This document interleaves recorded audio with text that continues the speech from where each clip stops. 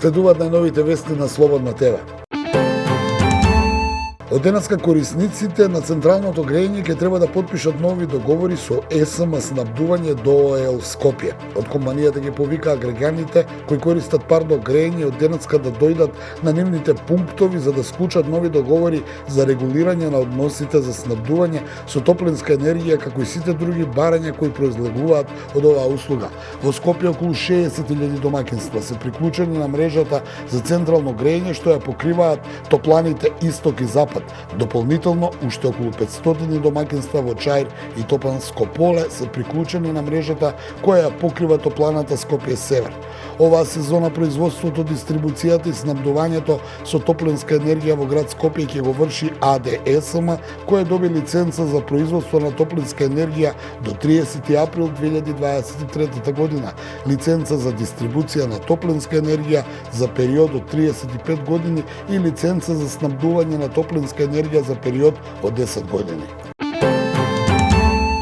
Нема дефекти во топланите и дистрибутивната мрежа за парното грејење во Скопје и тие се 100% функционални. Се интервенира по повици на граѓани за дефекти во домовите или за подстаници во зградите, но тоа како што велат од АДСМ е вообичаено на почетокот на грејната сезона.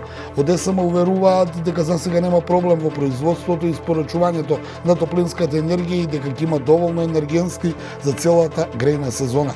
Директорката за производство на АДСМ Александра Маровевиќ вчера информираше дека во првите 2 дена од стартот на грејната сезона се пријавени околу 600 дефекти од корисници на топлинската енергија, а најголем број се однесуваат на истекување од внатрешни инсталации.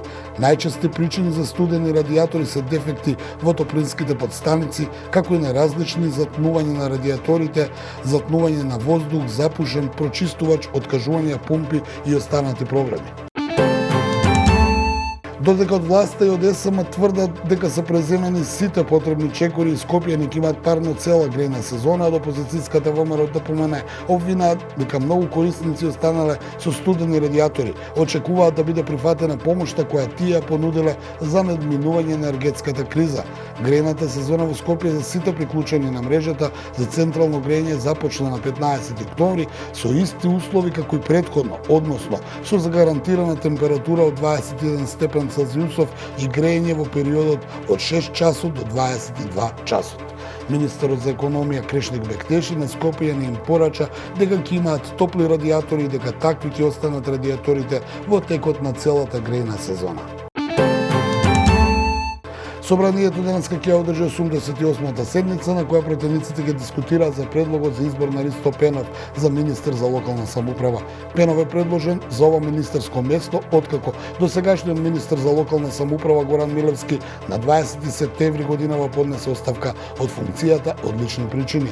На оваа пленарна седница претениците ќе дискутираат и за предлозите за избор на суди на Уставниот суд на Република Македонија, како и за предлог законот за изменување и дополнување на законот на здруженија и фондации по скратена постапка, предлог законот за изменување и дополнување на законот за здруженија и фондации со кој треба да се спречат контраверзни имиња да бидат имиња на здруженија на граѓани и по скратена постапка е на предлог на ВМРО ДПМН.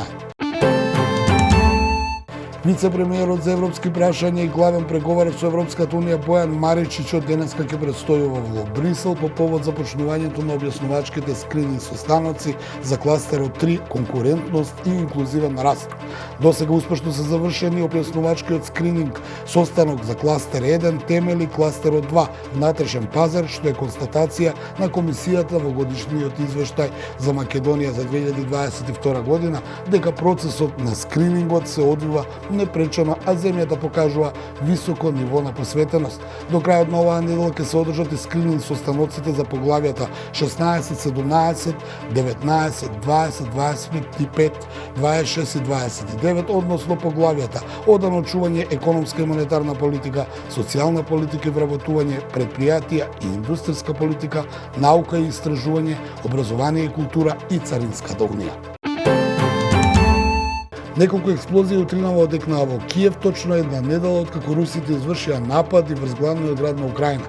Нападот го извршиле беспилотни летала камикази, соопшти украинските власти. Сирените сигнализирале воздушен напад непосредно пред првата експлозија.